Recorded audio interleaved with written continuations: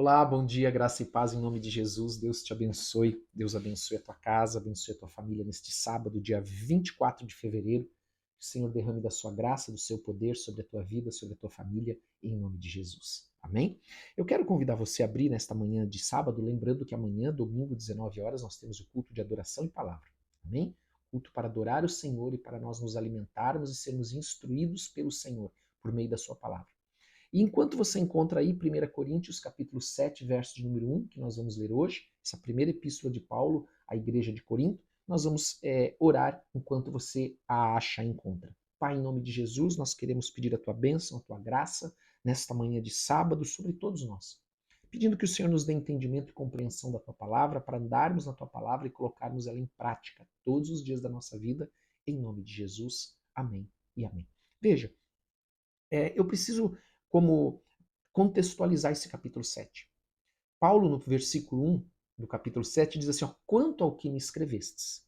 Então entenda que a igreja de Corinto enviou uma carta para Paulo, porque essa igreja estava sofrendo muito com essa cultura de tolerância quanto à fornicação. O que é fornicação, pastor? É a relação sexual antes do casamento. Amém? Dos solteiros, melhor dizendo. Amém? Porque, veja, uma pessoa divorciada também é solteira.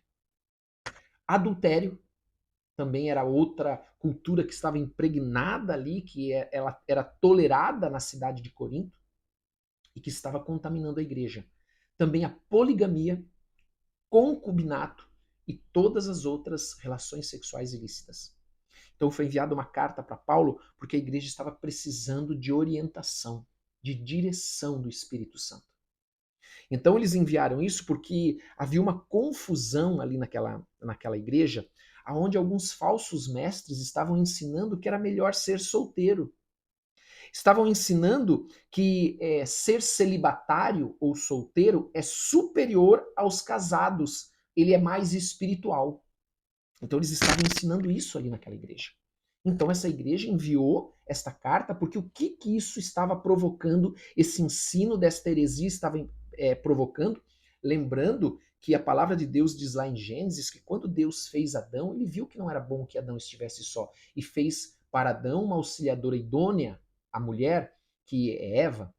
Então o casamento, a família, é um projeto de Deus. E este falso ensino estava indo contra o projeto de Deus e incentivando aqueles homens e mulheres que queriam viver uma vida santa, sem pecado, incentivando eles a se divorciar porque estavam ensinando que ser celibatário é melhor, se torna superior a quem é casado. Veja, o dom do celibato é aquele que capacita um homem ou uma mulher a não casar. Vou resumir dessa maneira, tá? A viver sozinho, a viver como solteiro, como solteira. O dom do celibato. Mas o casamento também é um dom de Deus. A família também é um dom de Deus. A palavra de Deus diz que quem encontra uma esposa idônea é um bem-aventurado, por exemplo, e vice-versa, claro, e vice-versa. Então, esse falso ensino que estava sendo pregado ali estava provocando sérios problemas dentro da família, dentro das famílias, melhor dizendo, com relação aos casais. Então foi enviada uma carta para Paulo, e o versículo 1 diz exatamente isso. Quanto ao que me escreveste, é bom que o homem não toque em mulher. Paulo está dizendo isso. Amém? Mas veja, Paulo complementa no versículo 2, por causa da impureza, cada um tem a sua própria esposa e cada uma o seu próprio marido. Então nem todos receberam este dom para viver o celibato. Aliás, são poucos que receberam esse dom. Então, a Paulo está recomendando, por causa da impureza, cada um tem a sua própria esposa e cada uma tem o seu próprio marido. Então, onde está a ênfase aqui? A ênfase está aqui no perigo do pecado sexual, que nós falamos ontem, para aquelas pessoas que são solteiras e que não têm o dom do celibato. Amém? Veja, o que Paulo está dizendo aqui não quer dizer que o casamento se resume a isso. Preste atenção, eu preciso abrir para você e ler o que Paulo fala lá em Efésios capítulo 5, verso de número 22, para você não ficar pensando que o casamento então foi instituído só para resolver esta situação, né? Ou conter isso. Não, veja o que diz a palavra lá em Efésios 5, versículo 22. Eu vou ler aqui para você. Diz assim, ó, as mulheres sejam submissas ao seu próprio marido como ao Senhor. Eu só vou ler, amém? Porque o marido é o cabeça da mulher, como também Cristo é o cabeça da igreja, sendo este mesmo o salvador do corpo. Como, porém, a igreja está sujeita a Cristo, assim também as mulheres sejam em tudo submissas ao seu marido. Até agora você pode pensar, puxa, mas só tem obrigação para a mulher. Calma. Né? Agora ele começa a falar para os maridos. Maridos, amai vossa mulher, como também Cristo amou a igreja e a si mesmo se entregou por ela. Então você vê o nível de relação que deve ter entre a esposa e o marido e a esposa. Amém? Ali de aliança que há entre eles. Para que a santificasse, tendo-a purificado por meio da lavagem de água pela palavra, para apresentar a si mesmo igreja gloriosa, sem mácula, nem ruga, nem coisa semelhante, porém santa e sem defeito.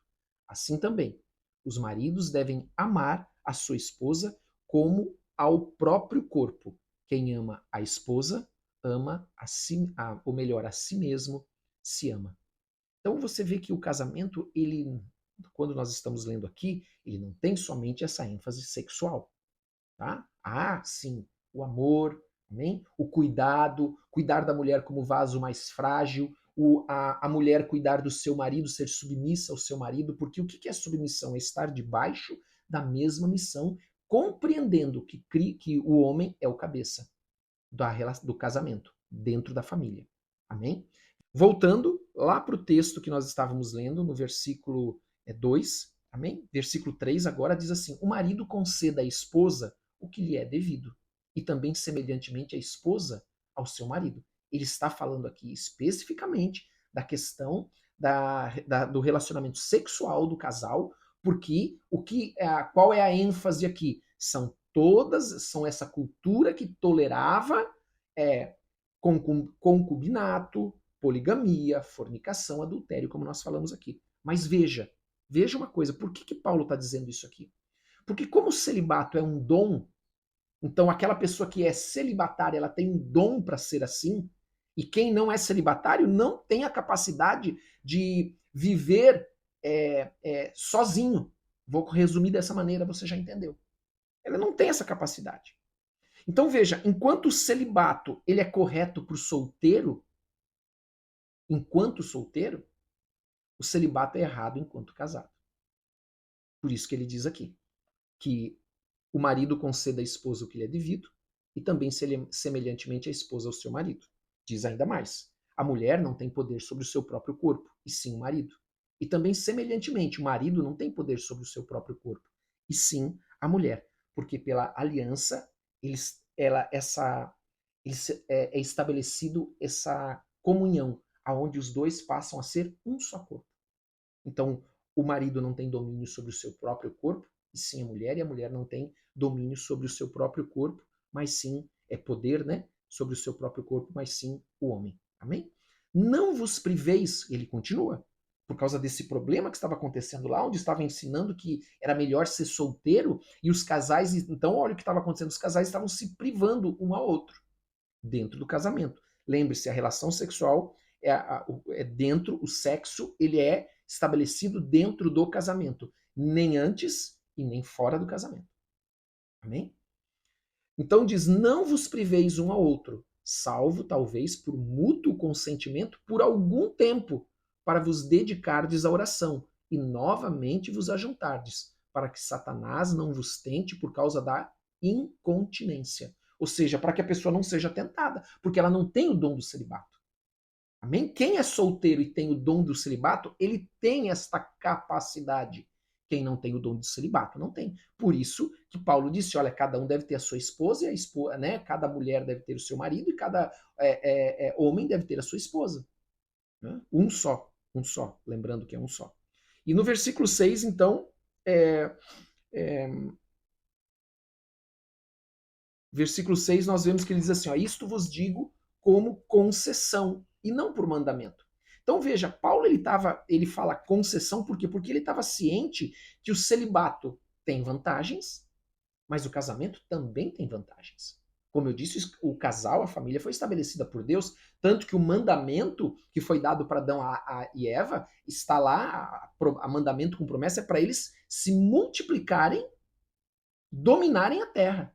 Isso está lá em Gênesis capítulo 1, 26, 28, alguma coisa assim. Me fugiu agora. Amém? Eles deveriam se multiplicar, eles deveriam crescer, eles deveriam dominar a terra, se expandir. Isso só é possível no casal, homem e mulher, não de outra forma. Né? Não, ou melhor, não tem outra forma. Amém? Então, veja, a espiritualidade, é o que Paulo está querendo também ensinar aqui, a espiritualidade, ela não está ligada ao nosso estado civil, mas ela está ligada à nossa vida de santidade. Então, no versículo de número 7, ele diz assim: quero que todos os homens sejam tais como também eu sou. No entanto, cada um tem de Deus o seu próprio dom. Um, na verdade, de um modo, outro de outro. Por quê? Porque o celibato é um dom de Deus, mas o casamento também é um dom de Deus. Nós precisamos entender isso. Como dom, Paulo reconhecia a liberdade e a independência que ele tinha para servir o Senhor como solteiro. Como dom que ele tinha, como celibato que ele tinha, esse dom que ele tinha. Ainda que alguns digam que Paulo já havia sido casado e sua esposa, ele era viúvo. Alguns falam sobre isso. Porém, ele entendendo isso, essa liberdade, essa independência que ele tinha para servir o Senhor, ele está dizendo, olha, o celibato é um dom de Deus e o casamento também é um dom de Deus. Um não é maior do que o outro. Amém? Mas cada um tem as suas vantagens. É isso que Paulo está dizendo. E que ser solteiro dava a ele uma liberdade de se dedicar inteiramente à obra do Senhor. É isso. Amém? Mas, se nós voltamos a Gênesis, nós precisamos recordar que o Senhor olha para Adão e vê, não é bom que o homem esteja só. Amém? Versículo de número agora 8. E aos solteiros e viúvos, e veja, solteiros aqui pode se referir também a divorciados, tá? Dentro daquela questão que nós vamos ver amanhã, se eu não me engano, que fala daqueles cristãos que o marido ou a esposa não consente mais em viver com aquela pessoa. E ele então vai embora. Porque ele não consente mais em viver com aquela mulher, com aquele homem que agora pertence a Cristo. Então, os solteiros aqui, onde nós estamos falando, solteiros e viúvos, os solteiros também se referem aos divorciados. Pode fazer referência aos divorciados. Amém? Depois no versículo 15 nós vamos ver sobre isso. E, por fim, aqui diz então, digo-lhes que seria bom se permanecessem no estado em que também eu vivo. Paulo vivia o quê? Dentro desse celibato, né? Agora, como solteiro. Caso, porém, não se dominem, que se casem, porque é melhor casar do que viver abrasado. Por que Paulo fala case? Porque ninguém pode viver e servir o Senhor se for dominado, por exemplo, pelo desejo sexual. Como que uma pessoa é dominada pelo desejo sexual, e então ele comete ali fornicação ou adultério? Como que ele vai servir ao Senhor? Se nós precisamos servir ao Senhor com santidade. Então Paulo está dizendo que o homem tem a sua esposa e que a mulher tem o seu marido, e é um só. Não são não são dois, não são três, não são aqui, outro ali. Não. Cada homem deve ter a sua esposa, cada mulher deve ter o seu marido, e cada um deve dar honra à esposa, marido à esposa, esposa ao marido. Amém? Então, esse capítulo que nós estamos lendo aqui, o capítulo de número 7, e nós fomos até o versículo de número 9, amanhã nós vamos começar a falar sobre essa estabilidade da família, sobre como deve ser essa convivência da família. Esse capítulo ele fala principalmente sobre fornicação, adultério e todas as outras, aquelas outras formas ilícitas que permeavam aquela cultura de Corinto e que estavam contaminando a igreja. Então você vê que Paulo combatia todos esses pecados que estavam querendo entrar na igreja. Ele não permitia esses pecados na igreja. Esses pecados de ordem sexual. Porque, como foi dito aqui, o sexo ele é para o casamento e não fora do casamento. Amém? Glória a Deus. Vamos orar? Pai, em nome de Jesus, nós queremos te agradecer por esta manhã. Queremos pedir que o Senhor nos abençoe, que o Senhor fale conosco, que o Senhor possa estar ministrando no nosso coração esta palavra e nos dando entendimento, Pai. Porque nós entendemos que nós estamos vivendo num mundo onde hoje temos uma cultura que era como em Corinto, que tolera todas essas outras formas fora do casamento. Todas as relações sexuais que a Bíblia diz que são ilícitas quando são fora do casamento. Por isso nós pedimos que o Senhor dê a todos entendimento, compreensão da tua palavra, que o Senhor nos abençoe nesse dia, abençoe as famílias, abençoe em especial os casais. O marido, a esposa, possa abençoá-los com paz, com amor, com alegria, em nome de Jesus, com unidade, com reconciliação, e que todo espírito de divisão, todo espírito que vem trazer separação, caia por terra em nome de Jesus e não prospere. Nós pedimos a tua bênção sobre as famílias, sobre os casais, sobre os filhos, em nome de Jesus, sobre viúvos, viúvas, solteiros, solteiras, em nome de Jesus Cristo. Pedimos a tua bênção nesse dia, pedimos a tua graça, em nome de Jesus. Amém e amém. Amém. Deus abençoe a todos. Um grande abraço.